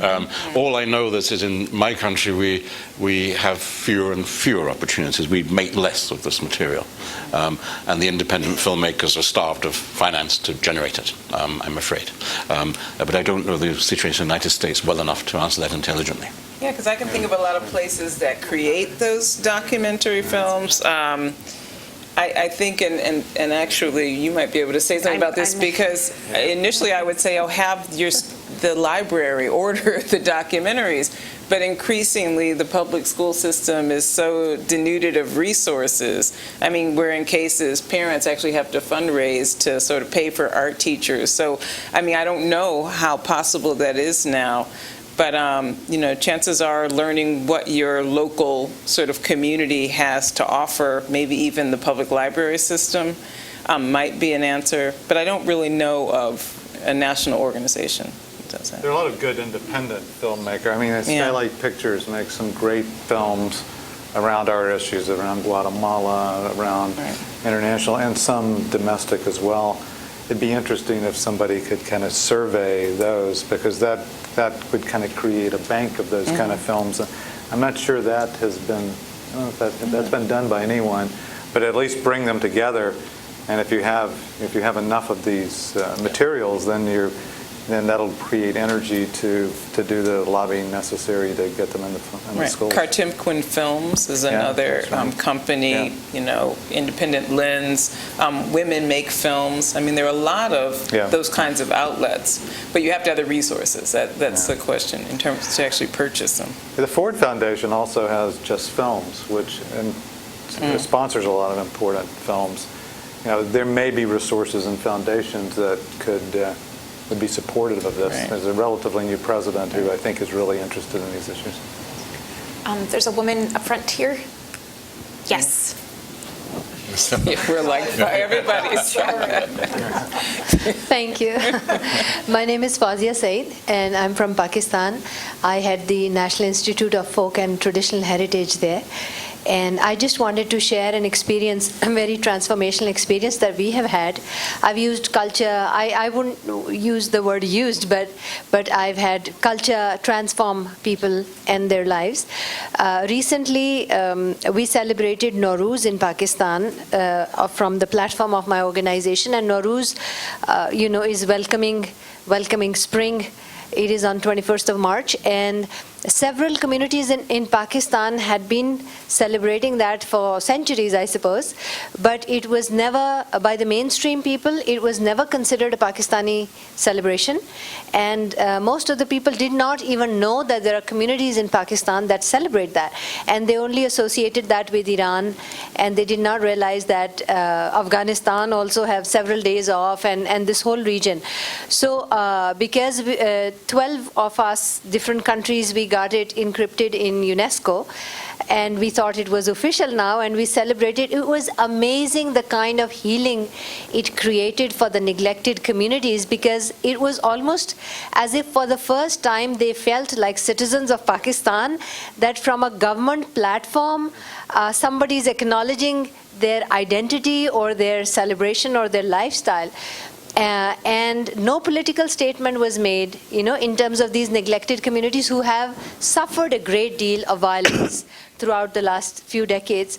But the message was received, and it reminded me of my days. I mean, I was not part of a neglected community in the United States, but I have been living here for several years in my student life. And on every Eid celebration, which is kind of our Christmas, I always had my midterms or finals, or that life was parallel, and then this family life was parallel, and they had a disconnect.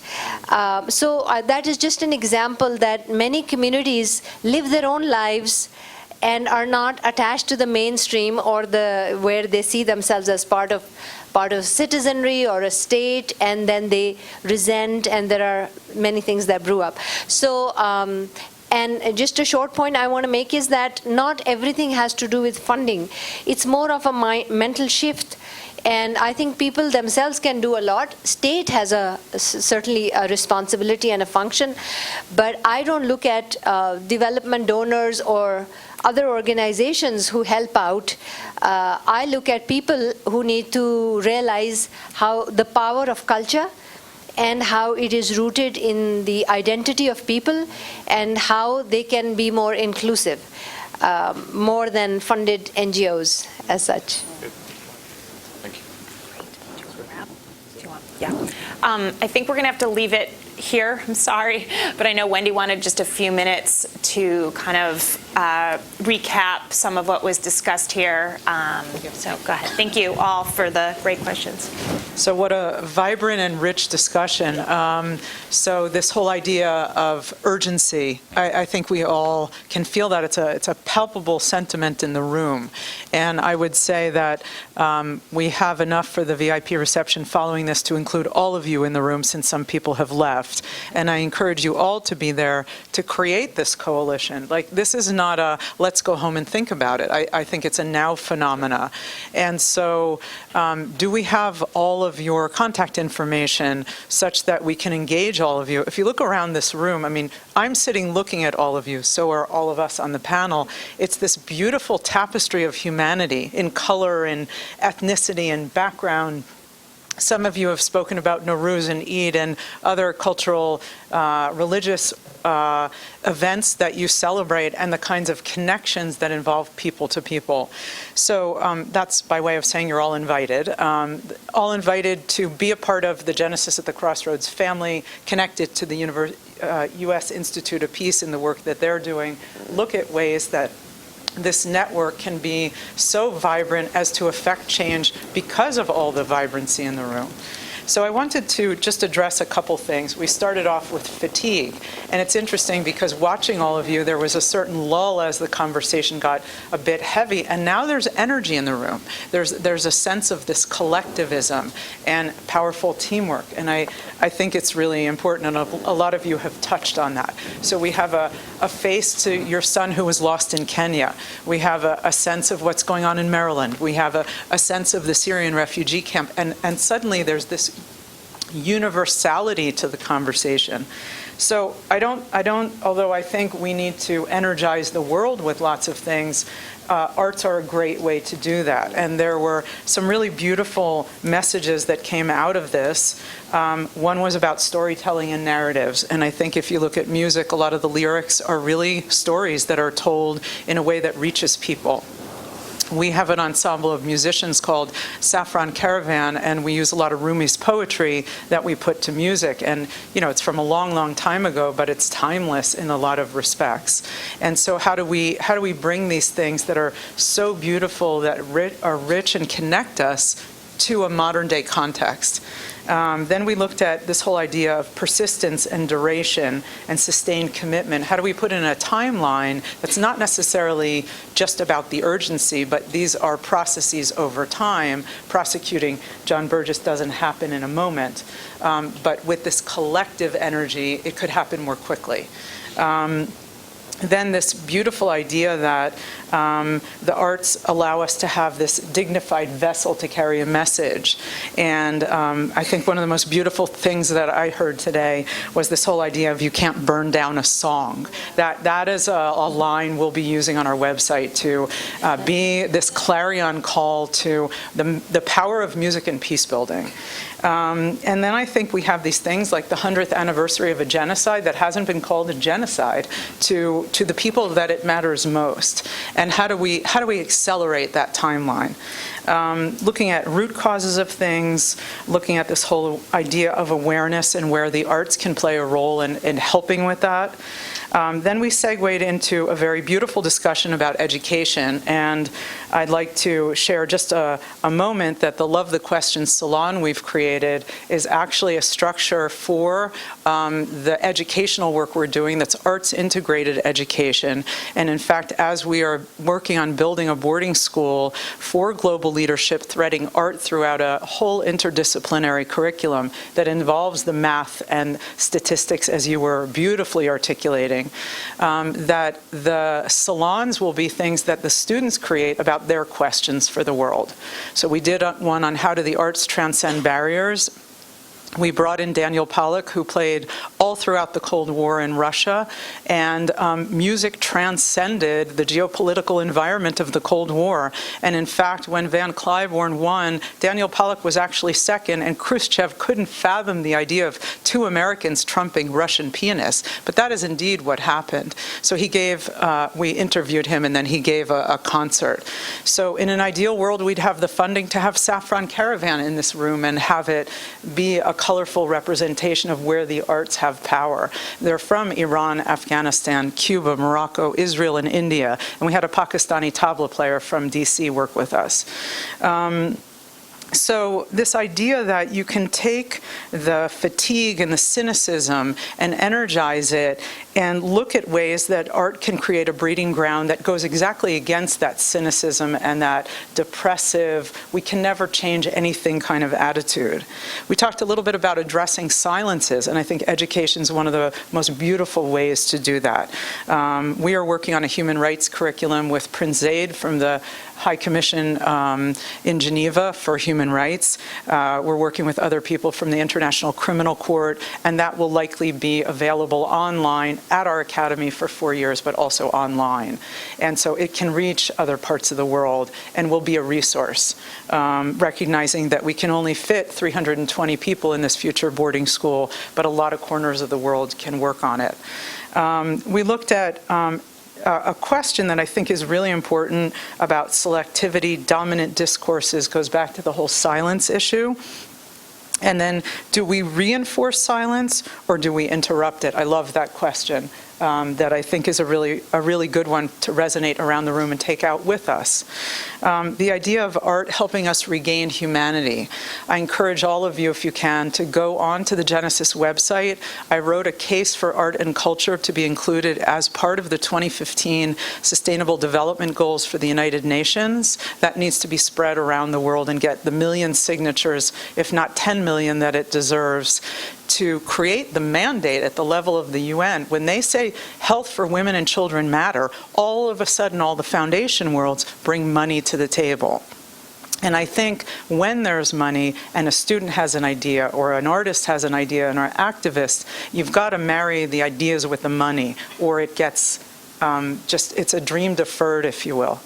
And then this sense of urgency and this idea of hope for tomorrow. So I want to marry those two ideas. I know it's the name of your organization, and I love that name. But I think this whole idea that we can't be complacent anymore. It is here and it's now. So I think we're at a historical inflection point is something that nobody said those words, but I think we're there. And we can watch the world evolve. We can watch more human rights abuses. We can watch Syria continue and have millions of children that are growing up in refugee camps and are relegated to the bottom of society. And then we're going to have to deal with them 30 years down the road when they're adults, or 20 years down the road. So fill in the country. I think we've got all these people being prosecuted, and the feedback loop back to society is just not happening. So I think I am glad that I have lots of shoulders to distribute this conversation on, and thank you all for being here. Yeah, thank you.